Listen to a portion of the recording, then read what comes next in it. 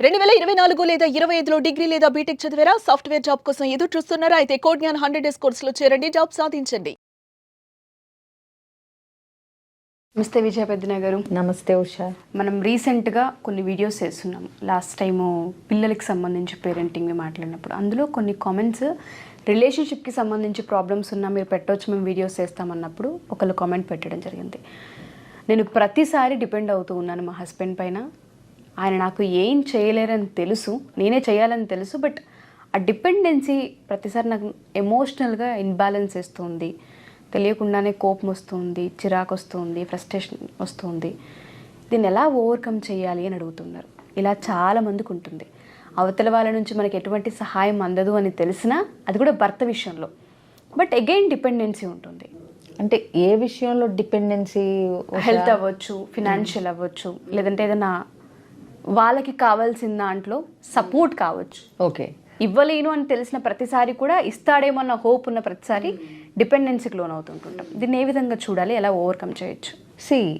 ఒక వ్యక్తి చేయలేరు అని తెలిసి కూడా డిపెండ్ అవుతాము అని అనటం, అది మరి ఎలా ఓవర్కమ్ అవ్వాలి అంటే అది వాళ్ళ లోపం ఏంటో వాళ్ళకే తెలిసిపోయింది. క్వశ్చన్లోనే అవతల వ్యక్తి చేయలేరని తెలిసి కూడా డిపెండ్ అవుతున్నాము అని అంటే నీళ్లు లేని బావిలోంచి చేదతో తోడాలి, అవి తాగి దాహం తీర్చుకోవాలి అని ఆశపడటం లాంటిది అవుతుంది. ఎందుకంటే మీరే చెప్తున్నారు ఏంటి, అతను చేయలేడు అని తెలిసి కూడా డిపెండ్ అవుతున్నాము అని. సో దాని బదులు ఏంటంటే అతను ఏం చేయగలుగుతాడు అని తెలుసుకుని అవి డిపెండ్ అవటం అన్నా నేర్చుకోవాలి. లేదా అతని మీద డిపెండ్ అవటం మానేసి మీ అంతటి మీరు వాటిని ఎలా సాధించుకోవాలి అనేది నేర్చుకోవటం అన్నా ప్రారంభించాలి.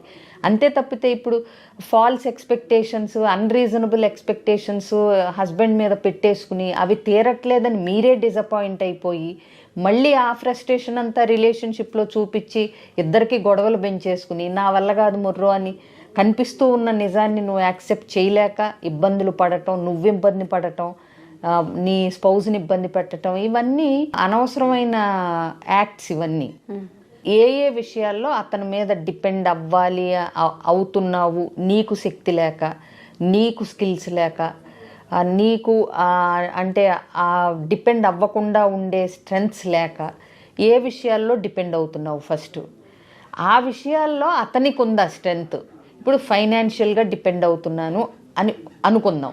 సో ఫైనాన్షియల్గా డిపెండ్ అవ్వాలి అనుకున్నప్పుడు ఫైనాన్సెస్లో కూడా వైఫ్ అండ్ హస్బెండ్ వచ్చినప్పుడు ఏ విషయాల్లో అంటే ఏంటి, ఇప్పుడు ఇల్లు నడపటం అతను చేస్తున్నాడు.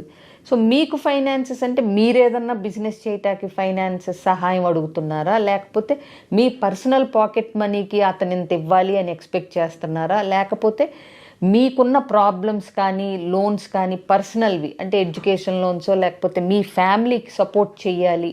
కొంతమందికి పేరెంట్స్కి కూడా అమ్మాయిలు సపోర్ట్ చేయాల్సిన అవసరం వస్తుంది.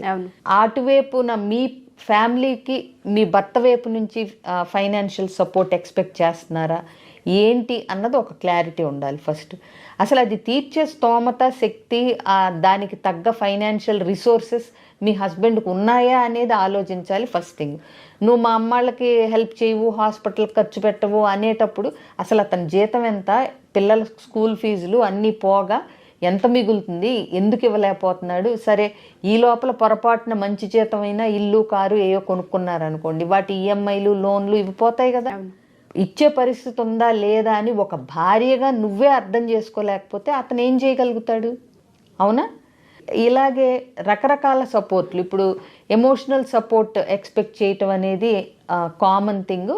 అది ఇవ్వలేకపోతే కనుక హస్బెండ్స్ నేర్చుకోవాలి హౌ టు సపోర్ట్ ఎమోషనల్లీ అనేది. ఇప్పుడు కొంతమందికి ఫైనాన్సెస్ వీటితో పని ఉండదు, కానీ వాళ్ళు ఏదన్నా చేయదలుచుకున్నప్పుడు మోరల్ సపోర్టు, ఒక ఎంకరేజ్మెంట్, లేదా ఒక కీ బూస్టింగ్ ఉన్నాము అన్న ఒక భరోసాను ఎక్స్పెక్ట్ చేస్తాను. అది ఖచ్చితంగా హస్బెండ్స్ ఇవ్వాలి.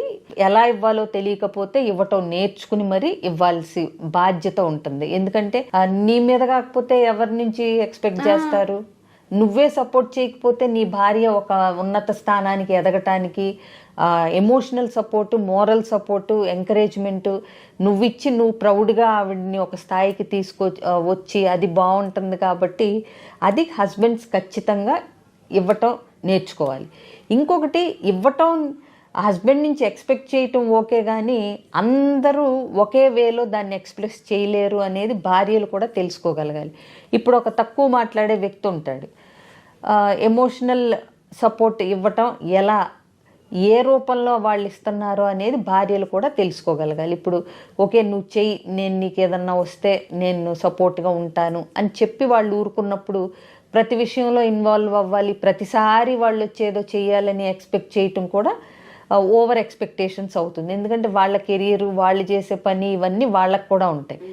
సో అందుకని నేను అంటాను, అంటే ఎంతవరకు ఎక్స్పెక్ట్ చేయాలి, ఏమేమి నీ హస్బెండ్ నీకు ఏమేమి ఇవ్వగలడు, అందులోంచి నువ్వు ఏమేమి తీసుకోగలుగుతున్నావు, ఇవి కూడా ఒక భార్య ఒక అంచనాకి రాగలగాలి. అంటే ఇప్పుడు చూడండి, ఒక కబుర్లు చెప్పలేని భర్తని గలగలా మాట్లాడమని ఎక్స్పెక్ట్ చేస్తే వాళ్ళు రాదు, స్వతహాగా వాళ్ళ నేచర్లో.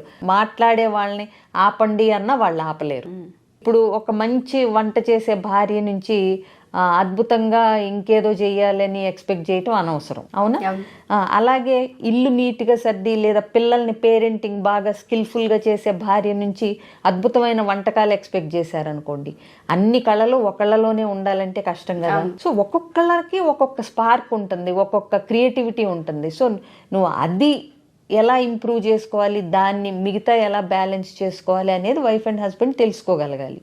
సో బట్ ఎమోషనల్ సపోర్ట్ అనేది మాటలతోనే చెప్పాలి అని ఏమీ లేదు. చేతలతో చెప్పినప్పుడు భార్య అర్థం చేసుకోగలగాలి. నీకు సపోర్ట్ ఉంటాను అన్నప్పుడు ఎలాంటి సపోర్ట్ కావాలి అనేది కూడా చెప్పుకోగలగాలి. మీరు ఇలా చేయండి, నేను హ్యాపీగా ఫీల్ అవుతాను, నాకు స్థైర్యంగా ఉంటుంది, నాకు భరోసాగా ఉంటుంది ఇలా చేస్తే అన్నప్పుడు they learn no and they will give support.